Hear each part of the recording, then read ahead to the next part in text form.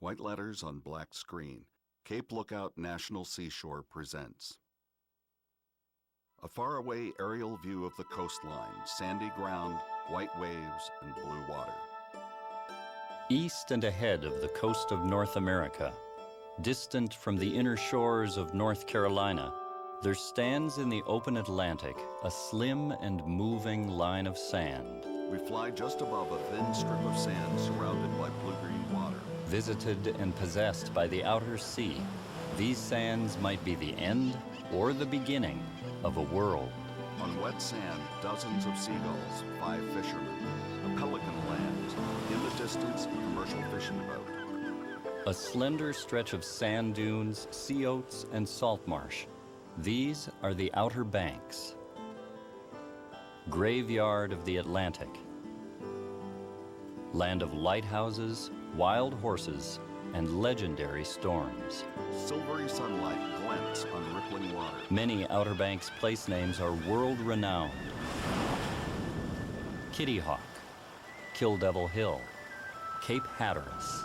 Tall waves crash. We fly over shallow brown water, a white beach, then green-blue water, to a narrow, winding strip of light sand. But south of Ocracoke Inlet, there rises a luminous bar of sand almost 60 miles in extent, with no roads, no bridges. Below us, blue-green water surrounds the meandering Y-shaped sandbar. Cape Lookout National Seashore, one of the few remaining natural barrier island systems in the world. A tall, slender lighthouse painted with black and white diamond shapes. Remote, windswept, interlaced with earth, sound, and sea.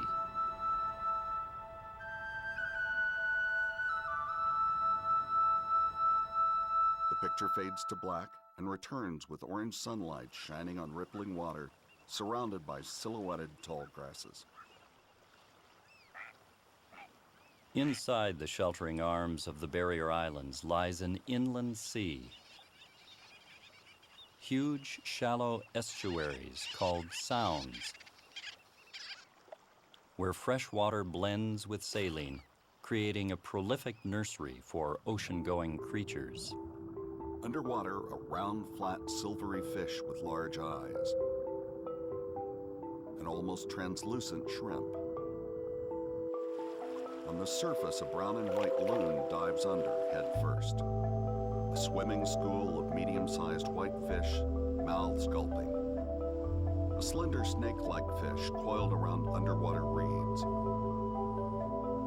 Silvery fish with black vertical stripes. Small spotted fish snaps and eats an even smaller fish. Close-up of the eye of a fish. Scallop opening and closing its shell like a chewing mouth.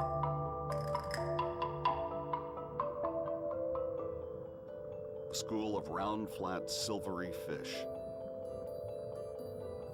An ethereal, white and translucent jellyfish with many tentacles. Floating plankton. In front of red reeds, a seahorse flexes its neck. A bulky fish with brown spots and a snout-like head crawls along the bottom on its finger-like feelers. A grayish-pink, round, flat ray, like a stingray, swimming by flapping the edges of its flat body. A blue crab with orange-tipped pincers. A glowing pink anemone with dozens of floating tentacles. A croaker, a fat gray fish, swims past. Ringing the estuaries, the salt marsh is one of the most productive ecosystems on Earth, providing a fertile home for the inhabitants of the tide-washed wetlands. Seated on a nest, a black and white bird with a long orange bill, a fluffy brown and white chick hopping beside it. A close-up of the bird's black head and orange-ringed yellow eye. Tall green grasses. The edges of the lower marshes around Pamlico and Core Sounds consist primarily of a single plant species, salt marsh cordgrass. A brown bird dips its long bill in the water. A close-up of 4 flat, bright green blades of grass. Resilient, flexible, able to secrete salt through special glands. Cordgrass is a processor and distributor of solar energy upon which the entire estuary depends. From a tall stand of tan grass, a white egret raises its long-billed head and extended curved neck. A brown sparrow looks around and takes flight. Waving fields of wind-blown, yellow-tan cordgrass. In a field of grass, a weathered gray-brown single-story structure with barn-red trim. Wresting a life from the sea has never come without great effort. Fields of reed-like cordgrass bent at a 45-degree angle by the breeze. Saltmarsh cordgrass, irrigated by seawater, adapted to withstand coastal storms, has found an ecological niche, willing to bend, but reluctant to break. Inside, a 6-pane window with a thin, torn curtain. A ladder-back chair on the porch of a yellow clapboard house. A large white house and outbuildings at water's edge. A small white church with a steeple. An old photo of the same church. For more than 200 years, the people of Portsmouth Village showed similar resilience in an ephemeral world of wind and water. An old photo of a man maneuvering a long, flat boat with a pole in the water. The setting sun casts a small house in silhouette. The picture fades to black and returns with an aerial view of the meandering Y-shaped sandbar, surrounded by blue-green water and looking out toward the hazy horizon.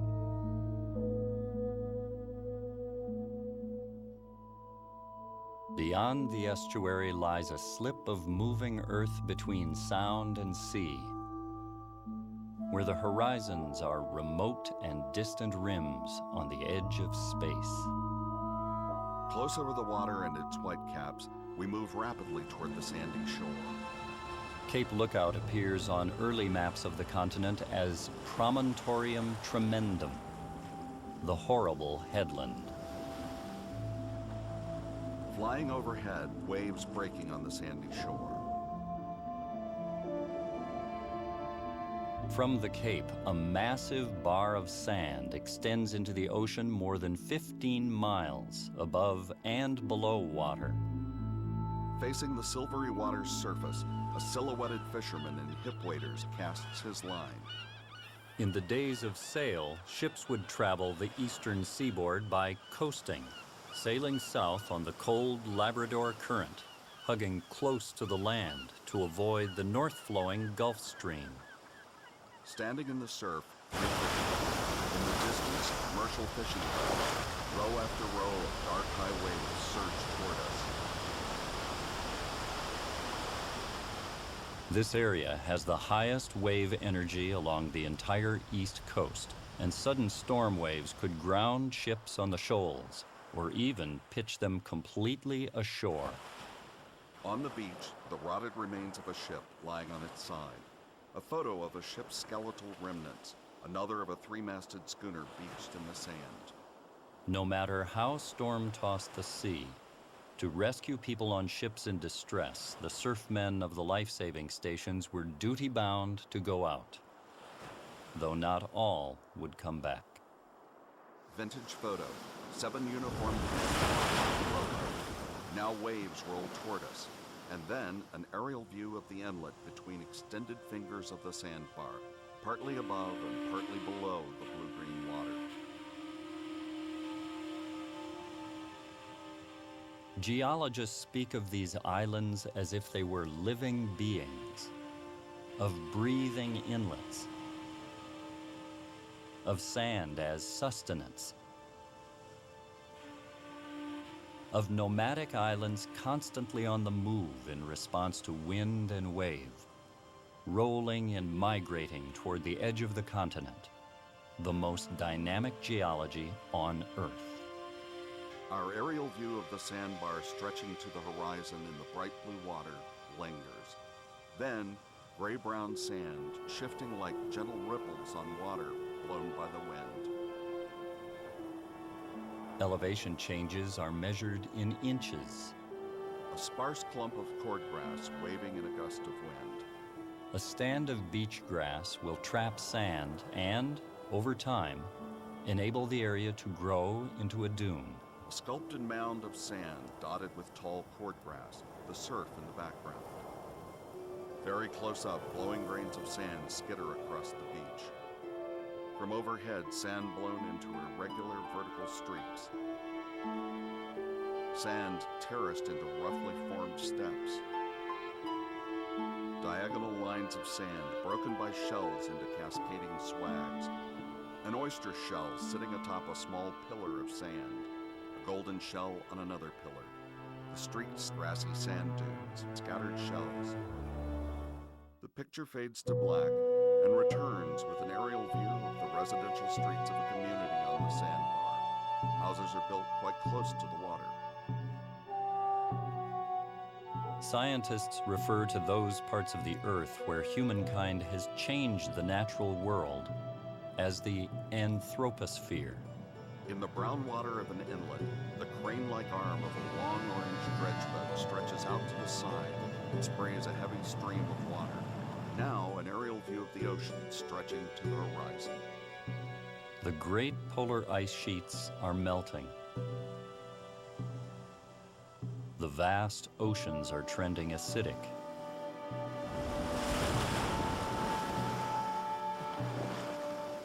The anthroposphere now encompasses the entire planet. Rolling waves break. Next, we fly over a long, narrow barrier island. From our limited perspective, we think of land, even islands, as permanent. But when Columbus sailed, if he had come north along the Carolina coast, he would not have found the Outer Banks. As the pink-orange sun sets over the ocean, a line of a dozen pelicans fly low over the water. Most were not islands then, but sandbars, submerged after a rapid rise in sea level. An aerial view of a very narrow sandbar surrounded by blue-green water. Today, these ribbons of sand are in the midst of another major collapse. We slowly fly parallel to the coast of a densely populated development of 2- and 3-story houses built close to the sandy beach. Many of the developed islands of the Outer Banks are on the verge of breaking apart. Below and ahead of us, surrounded by bright blue water, a wide sandbar. But the wild, undeveloped beaches of Cape Lookout will likely survive, riding the sea wind, rolling further westward into Core Sound, preserving this solitude and sense of antiquity. The picture fades to black and returns with the window of a lighthouse, its amber light rotating inside against a deep blue sky. A stuccoed exterior wall with a 12-paned window. In a field of yellow grasses, a tall, slender lighthouse painted with black and white diamond shapes. A grassy mound of sand, the shore and ocean beyond, the sun setting on the horizon. The edge of the sea is a strange and beautiful place, where the broad ocean leans against the land. In silhouette, a fisherman casts his line into the surf. Those who contemplate the beauty and mysteries of earth, sea, and sky are never alone or weary of life. We find reserves of strength that will endure as long as life lasts. A close-up of the feathery tips of cordgrass. The sun rises at the distant horizon over a gentle ocean. There is something infinitely healing in the repeated refrains of the natural world. The assurance that dawn follows night, and spring will come after the winter. The screen filled with waving, wheat-colored cordgrass. The continents themselves dissolve and pass down into the sea in grain after grain of eroded land. In its mysterious past, the sea encompasses all the dim origins of life and receives, in the end, the remnants of that same life. The ocean. For all at last return to the sea, to Oceanus, the ocean river, like the ever-flowing stream of time, the beginning and the end. Wet sandy shore in the golden light of sunset. The picture fades to black. Produced by the National Park Service, Department of the Interior. Audio description by Audio Description Solutions, New Oxford, Pennsylvania. The descriptions were written and read by William V. Patterson.